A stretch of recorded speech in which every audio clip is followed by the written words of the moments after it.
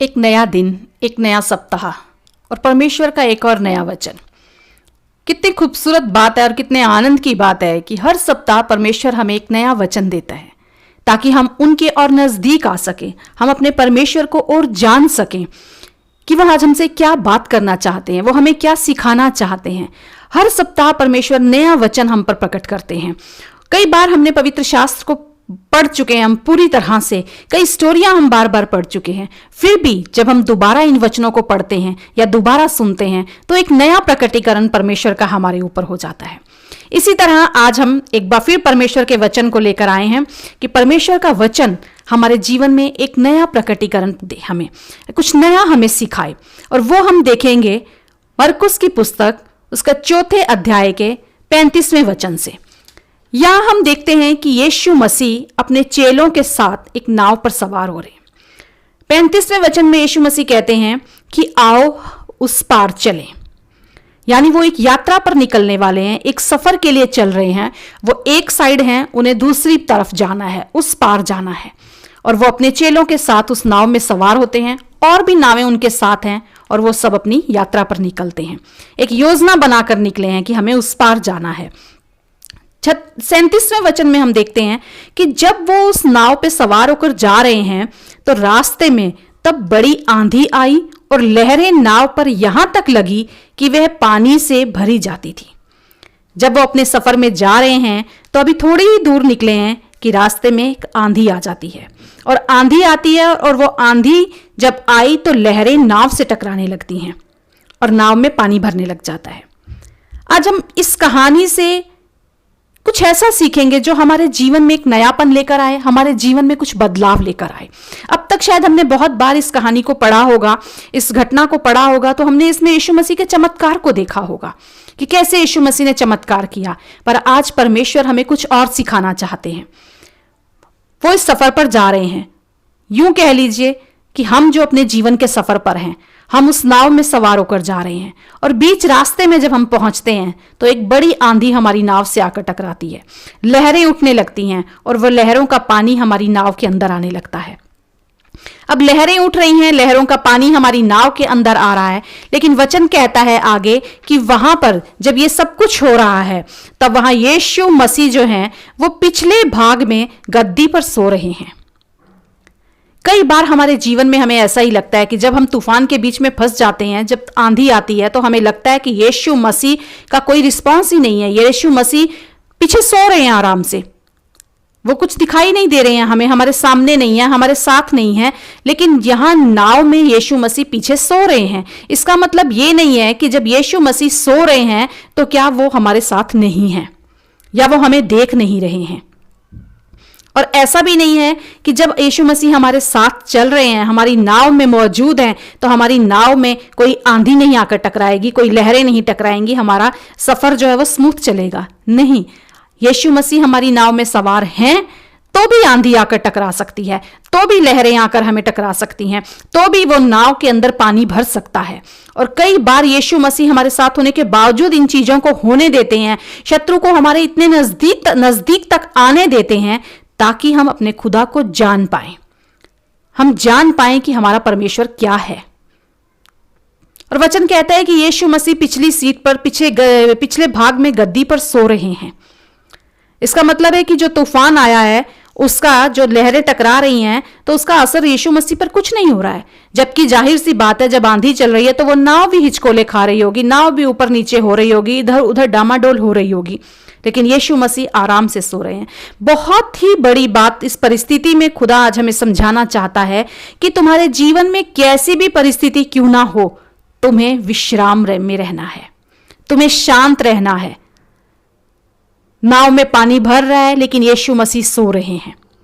यीशु मसीह हमें ये सिखाना चाहते हैं कि एक तरीका है उन परिस्थितियों में आपको कैसे रहना है, आपको शांत रहना है। बजाय इसके हम देखें कि यीशु मसीह शांत है, हम दूसरी तरफ देखते हैं कि यीशु मसीह के जो चेले उनके साथ में, उनका रवैया बिल्कुल उल्टा है इसके।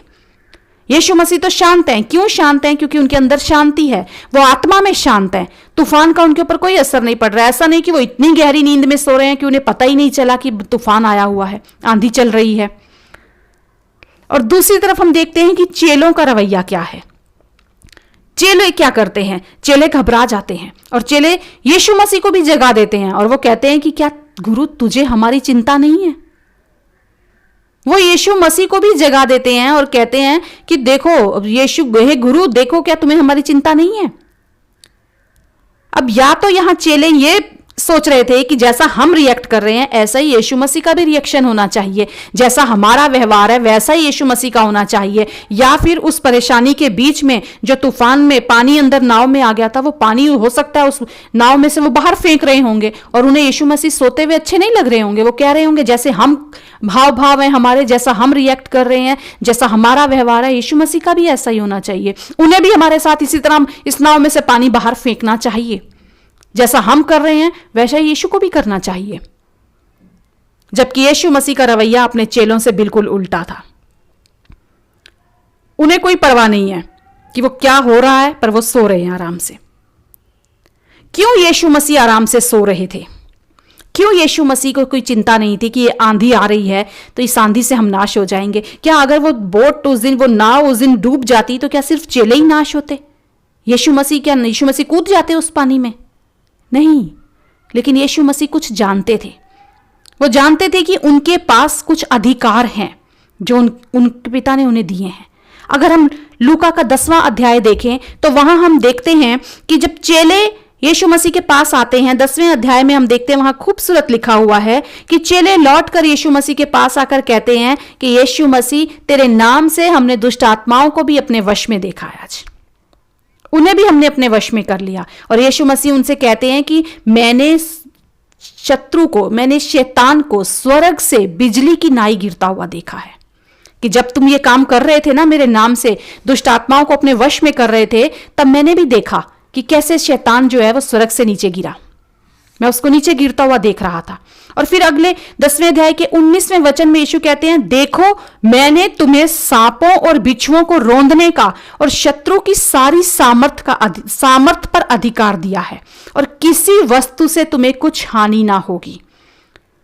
यीशु मसीह जानते थे मेरे पास अधिकार है सांपों और बिच्छुओं को रौंदने का और शत्रु की सारी सामर्थ पर मुझे अधिकार है, और यह अधिकार मैंने चेलों को भी दिया है। और वो कहते हैं कि किसी वस्तु से तुम्हें कुछ हानि ना होगी। कई बार हम अपने अधिकार को पहचान नहीं पाते, हम जान ही नहीं पाते कि हमारे पास कौन से अधिकार हैं।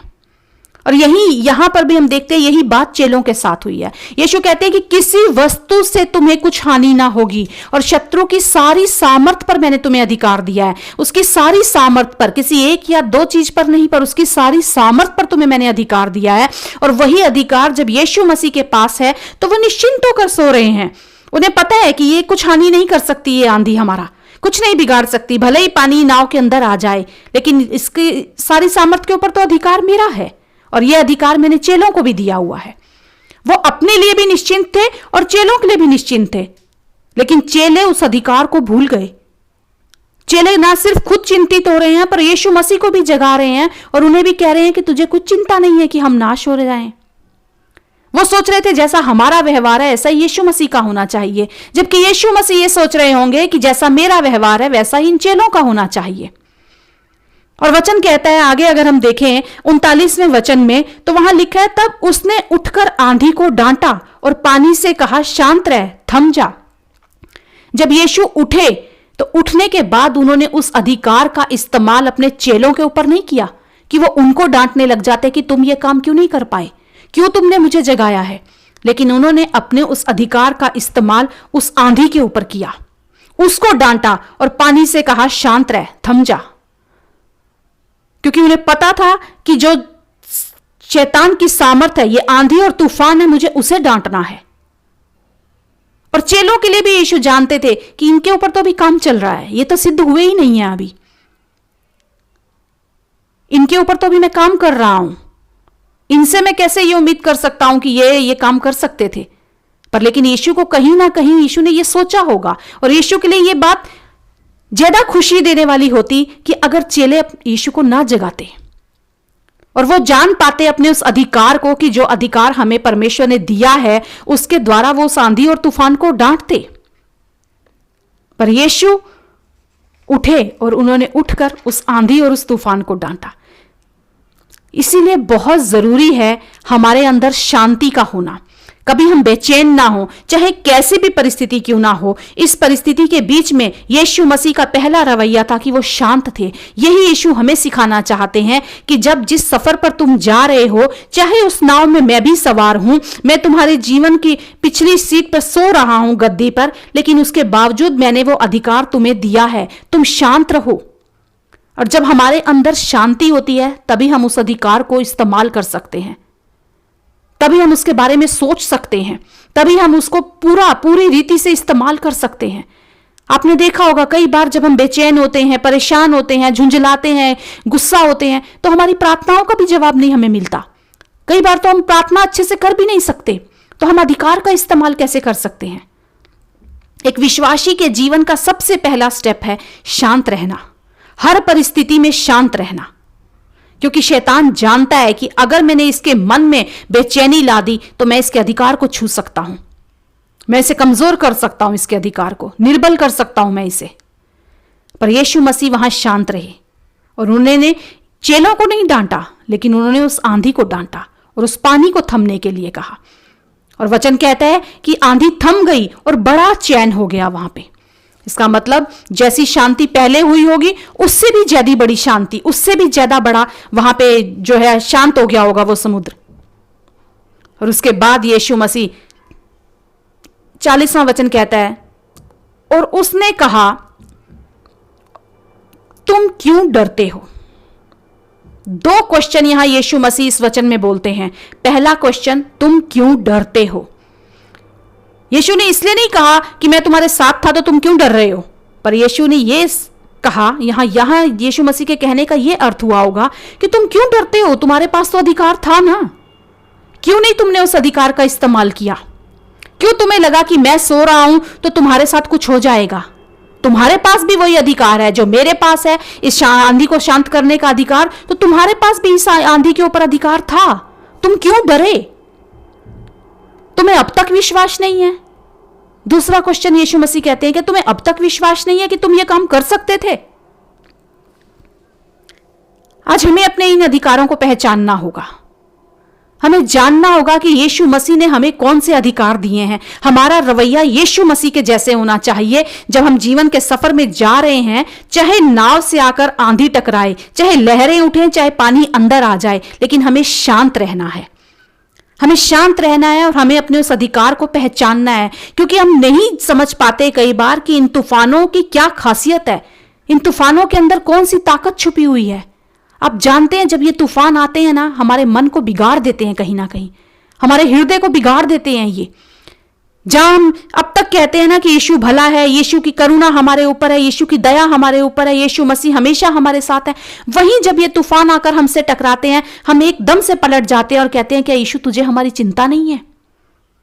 ये हमारे मन को बदल देते हैं, बिगाड़ देते हैं हमारे मन को, हमारे विश्वास को कमजोर कर देते हैं। यही तो शैतान का काम है। इस तरह ये तूफान जो है हमारे मन में एक दुविधा लाके रख देते हैं। पर यीशु चाहते हैं कि हम कोई चिंता ना करें, हम अपने आप को मजबूत करके रखें, हम शांत रहें, चाहे कुछ भी क्यों ना हो, पर हमें शांत रहना है। हमें यह सीखना होगा अपने जीवन में कि हम हर परिस्थिति में अपने जीवन में शांति को कैसे बना के रख सकते हैं। हमें अपने मन पर काम करना होगा, हमें अपने दिल पर काम करना होगा कि कैसे हम कोई भी चीज में, किसी भी परिस्थिति में एकदम से एक्शन ना करने लग जाएं, कोई रिएक्शन ना देने लग जाएं। अपनी भावनाओं को हमें कंट्रोल करना होगा, नियंत्रण करना होगा हमें अपनी इन भावनाओं को। कैसे हम हर परिस्थिति में हमें चुप रहना है, हमें सीखना होगा आज ये, ताकि शैतान हमें विचलित ना कर सके, वो हमें हताश ना करे, हमें चिंतित ना कर सके। क्योंकि जब हम चिंता में आते हैं, हम अपने अधिकार को खो बैठते हैं, कहीं ना कहीं उसे कमजोर कर देते हैं, हम भूल जाते हैं अपने उस अधिकार के बारे में। चेले चाह रहे थे कि जैसा यीशु का व्यवहार है, जैसा हमारा व्यवहार है, वैसा यीशु का व्यवहार होना चाहिए। और यीशु मसीह जब उठकर उनसे पूछते हैं तुम क्यों डरते हो, तो वो ये सोच रहे थे कि इनका रवैया वैसा होना चाहिए था जैसा मेरा है, और मैं भी तो हूं तुम्हारी नाव में ही। भले ही यीशु पिछली सीट पर सो रहे हैं, पर ऐसा नहीं कि वो कुछ जानते नहीं है, वो कुछ देख नहीं पा रहे हैं, वो कुछ समझ नहीं पा रहे हैं। आपकी नाव में यीशु मसीह सवार हैं। आज आपको इन क्वेश्चंस के अपने आप में जवाब ढूंढने होंगे, और यहां उससे भी बड़ी बात होती है आगे कि जब यीशु मसीह उनसे ये 2 क्वेश्चन पूछते हैं तो वो इन सवालों का जवाब देने की बजाय आपस में ही फिर बात करने लगते हैं और कहते हैं कि ये कौन है जो आंधी और पानी को भी डांटता है, वो भी इसकी आज्ञा मानते हैं। कई बार हम दूसरी चीजों में ज्यादा उलझ जाते हैं बजाय इसके कि हम इन सवालों के जवाब अपने जीवन में ढूंढें। अगर हम इन सवालों पर काम करें, अगर हम इन बातों पर काम करें तो हमारा सफर बहुत आसान हो जाएगा, हमारी मंजिल पर हम बहुत जल्दी पहुंच जाएंगे, क्योंकि यीशु के पास वही अधिकार था जो यीशु ने हमें भी दिया है। उस आंधी के ऊपर उनके पास अधिकार था और उन्होंने हमें भी वो अधिकार दिया है। हमें अपनी मंजिल पर पहुंचने के लिए इन सवालों के जवाब अपने आप में देखने होंगे। क्या हम अपने अधिकार का इस्तेमाल कर रहे हैं? हम दूसरी डिस्कशन में ना शुरू हो जाएं, पर हम उस समस्या को, उस तूफान को डांटें, उस आंधी को डांटें जो हमें भटका रही है। हम इन सवालों के जवाब ढूंढकर अपनी मंजिल पर पहुंचे, ना कि हम भटक जाएं। यीशु कहते हैं आओ पार चलें। यीशु मसीह ने हमें इसलिए चुना है ताकि वो हमारी नाव में सवार होकर हमारे साथ उस सफर को पूरा करें। वो हमें उस अंत तक, उस पार तक, उस मंजिल तक, उस डेस्टिनेशन तक पहुंचाना चाहते हैं जहां ले जाने के लिए उन्होंने हमें बुलाया है, जहां ले जाने के लिए उन्होंने हमें चुना है। आज अगर हमारी नाव में यीशु सवार है, आज हमारी नाव नहीं डूबती, इसका यह मतलब ये नहीं है कि हमारी नाव बहुत खूबसूरत बनी है, हमारी नाव में ताकत है। नहीं, हमारी नाव की खूबसूरती यह है कि उसमें यीशु मसीह की उपस्थिति है। और यीशु कहते हैं किसी वस्तु से तुम्हें हानि ना होगी, चाहे नाव के अंदर पानी भर जाए पर वो आपको डुबा नहीं सकेगा, आप नाश नहीं होंगे। पर अपने उस अधिकार का इस्तेमाल कीजिए। हर बात में यीशु मसीह को मत उठाइए, मत कहिए कि खुदा तू कहां है, क्या तू सो गया है, क्या तुझे मेरी चिंता नहीं है। नहीं, यीशु कहते हैं जो अधिकार मेरे पास है वो अधिकार मैंने तुझे दिया है, तू इस्तेमाल कर उस अधिकार का। तू शांत रह, तू चुपचाप रह और मेरी नजात के कामों को देख। चुप हो जा, जो अधिकार दिया है उस अधिकार का इस्तेमाल कर, अपनी भावनाओं को नियंत्रण में कर ले। तुझे उस मंजिल पर पहुंचना है। ये यात्रा जो शुरू की है, जो मैंने कहा है चलो हम पार चलें, तो हम जाएंगे उस पार। आज अपने अधिकार का आप इस्तेमाल करें, बेचैन ना होए, हताश ना होए, झुंझलाएं ना बातों पर, लेकिन शांत रहना सीखें, अपनी भावनाओं को नियंत्रण करना सीखें, चुप हो जाएं और जानें अपने उस अधिकार की कीमत को। इस्तेमाल करें उस अधिकार को। सारी सामर्थ के ऊपर, शत्रु की सारी सामर्थ के ऊपर खुदा ने आपको अधिकार दिया है। और यह अधिकार आपको मांगने से नहीं मिला है कि आपने किसी से मांगा है और किसी ने आपको दिया है। नहीं, जिस दिन यीशु आपके जीवन में आते हैं उस दिन वो अपना अधिकार आपको दे देते हैं।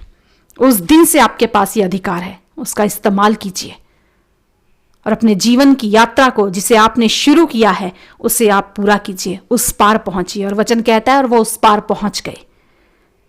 हम भी अपनी इस यात्रा में उस पार पहुंचेंगे क्योंकि हमारी नाव में यीशु मसीह सवार है और उस अधिकार के साथ जो यीशु ने हमें दिया है, हम हर आंधी और हर तूफान को डांटते हैं कि तू थम जा हमारे जीवन में से, थम जा हमारे जीवन में, और एक बड़ा चैन हमारे जीवन में आएगा क्योंकि यीशु मसीह के नाम से उस अधिकार को हम लेते हैं जो खुदा ने हमें दिया है। खुदा इस वचन के द्वारा आपके जीवन में उस अधिकार को आजाद करे जो परमेश्वर ने दिया है आपको, और आप उसका इस्तेमाल करना सीखें। आमीन।